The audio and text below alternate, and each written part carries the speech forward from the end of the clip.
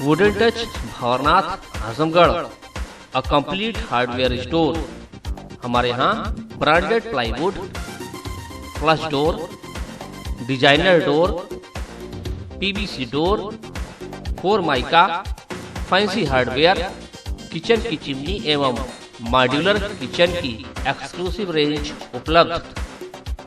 अपने आशियाने में लगाइए 4 चांद, पहुंचिए wooden touch Bhanwarnath Azamgarh.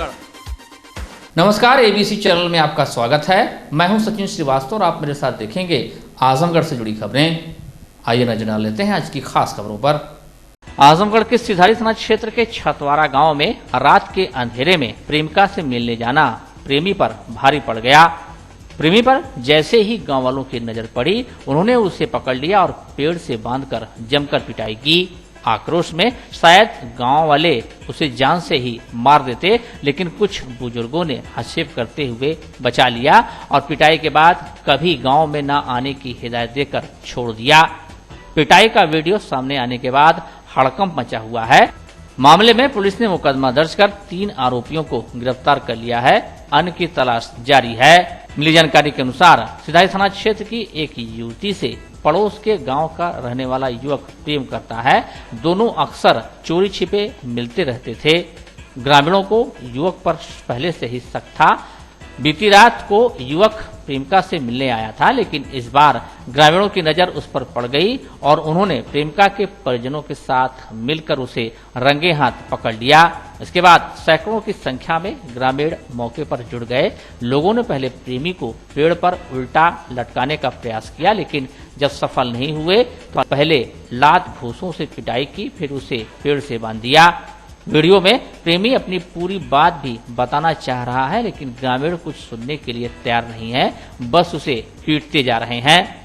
Video viral होने के बाद पुलिस अधीक्षक सुधीर कुमार सिंह ने मामले को संज्ञान में लिया और दोषियों को चिन्हित कर उनके खिलाफ मुकदमा दर्ज कर 3 आरोपियों को पुलिस ने गिरफ्तार कर लिया है। अन्य की तलाश की जा रही है।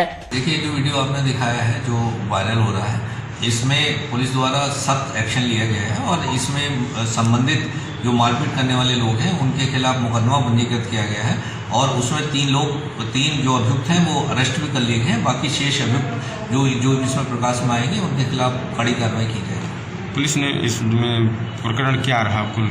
देखिए, ये जैसा कि मौके पर जांच से पाया गया है, ये छतवारा गांव की घटना है और एक युवक वहां पर किसी लड़की से उसका प्रेम प्रसंग चल रहा था। वो उससे रात्रि में मिलने गया था। गांव वालों द्वारा देख लिया गया, उसके कारण आक्रोशवश उनके द्वारा इसकी पिटाई की गई। लेकिन ये एक इलीगल काम है पिटाई करना और इस पर पुलिस द्वारा तत्काल एक्शन लेते हुए मुकदमा पंजीकृत किया गया और गिरफ्तारी की गई। पुलिस अधीक्षक आजमगढ़ सुधीर कुमार सिंह ने निजामाबाद थाने के 3 व थाना दीदारगंज से वांछित 4 अभियुक्तों पर 25-25 हजार का पुरस्कार घोषित किया है।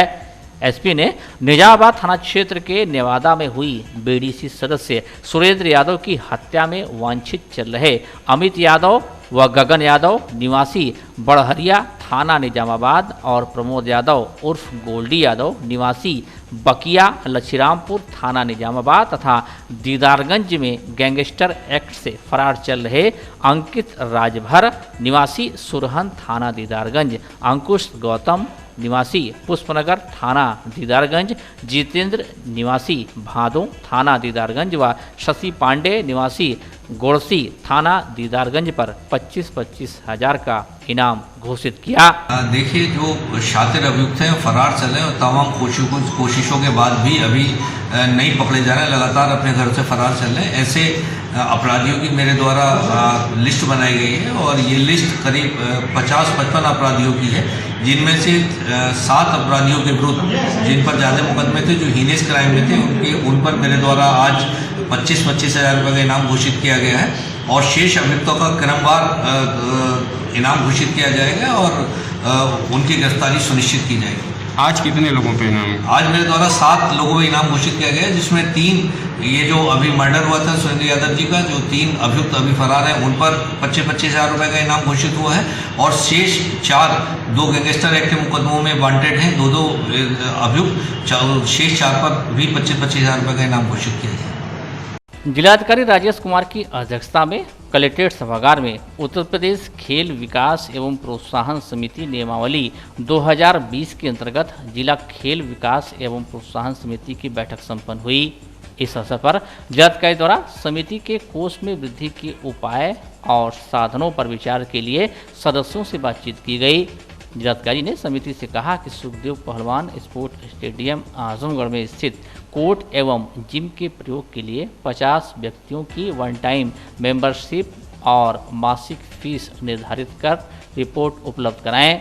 उन्होंने बताया कि स्टेडियम में मेंबरशिप शुल्क निर्धारित किया जाए तथा धनराशि को समिति के खाते में जमा किया जाए।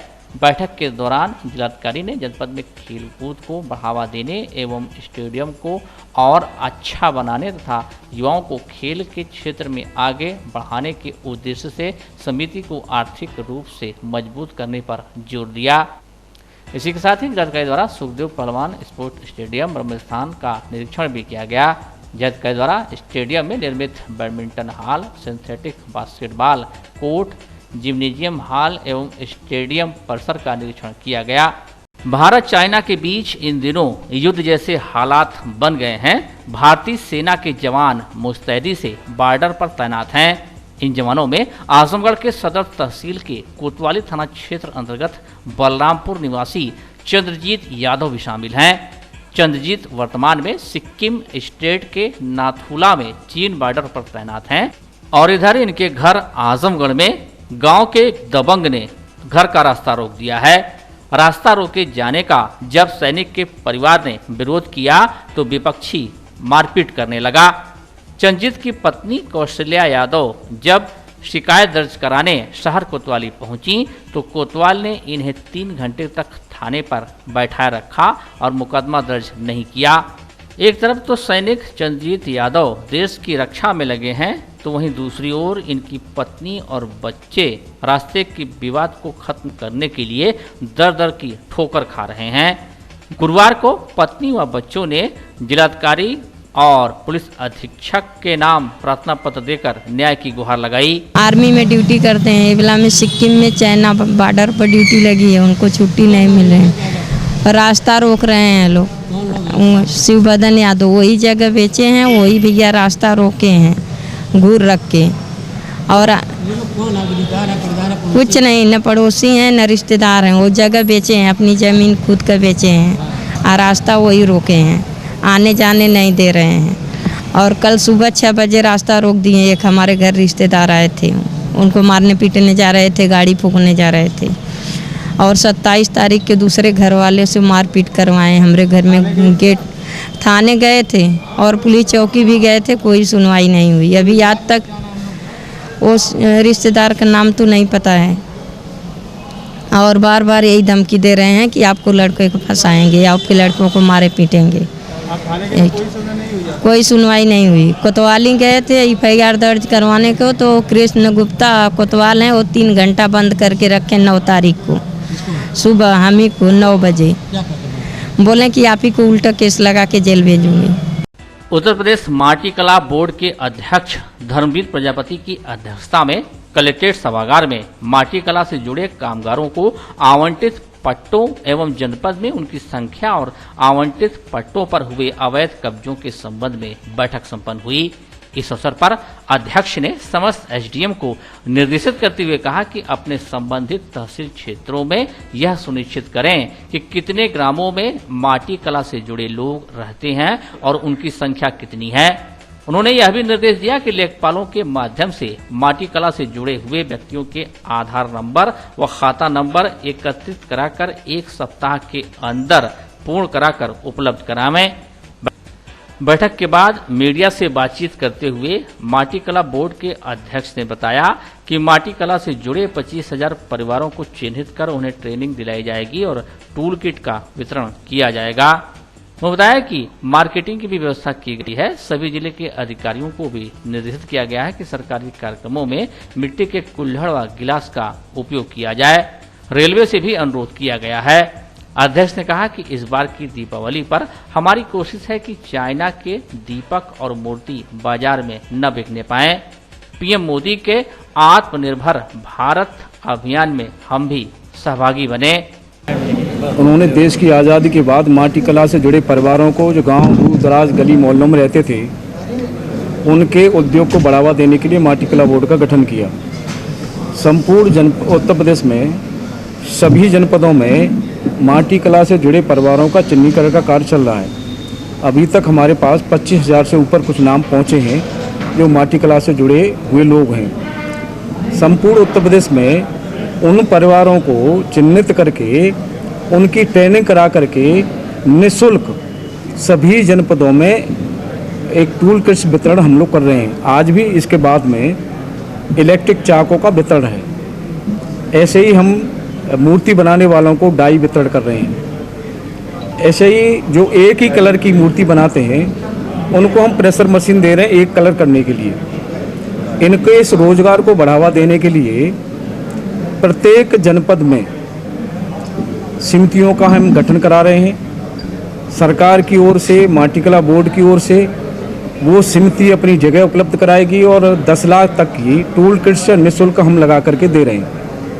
ऐसे ही माटी कला बोर्ड से इनके प्रोत्साहन करने के लिए उत्तर प्रदेश पे और कमिश्नरी स्तर पे हम एक पुरस्कार योजना का कार्यक्रम चलाते हैं, जिसमें से 3 लोगों को चिन्हित करके उनकी कृतियों को देख करके, कोरोना की वजह से थोड़ा ये काम अभी हमारा बंद पड़ा है। कोरोना से पहले 4 मंडल हमारे कवर हो गए थे। आगे क्योंकि प्रदर्शनी लगाई जाती है, इसमें सभी जनपदों में जो जो अपनी कृति बनाते हैं उनको कृतियों की प्रदर्शनी लगती है। प्रदर्शनी में हमारी चयन समिति होती है, वो चयन समिति उनको पुरस्कार के लिए तय करती है। इसलिए कोरोना की वजह से वो अभी पेंडिंग पड़ा है। जब कोरोना से निजात मिलेगी उसके बाद में उस काम को बढ़ावा दिया जाएगा। अभी हम सभी जनपदों में माटी कला से जुड़े परिवारों को टूल किट्स निःशुल्क वितरण कर रहे हैं। उसी के तहत आज भी यहाँ हम लोगों ने एक जिला प्रशासन की बैठक ली है, जिसमें सभी उप जिलाधिकारियों को बुलाया है। जिले के स्तर के लोग रहे हैं। एक विषय हमने छेड़ा है कि अभी चिन्हीकरण का काम ठीक तरह से पूरा नहीं था यहाँ, तो 1 हफ्ते का समय दिया है कि 1 हफ्ते में पूरा चिन्हीकरण होकर के हमारे पास मुख्यालय पहुँच जाए। एक हमने आह्वान किया है कि प्रदूषण से मुक्ति के लिए ये जिला भी हमारा प्लास्टिक से मुक्त हो।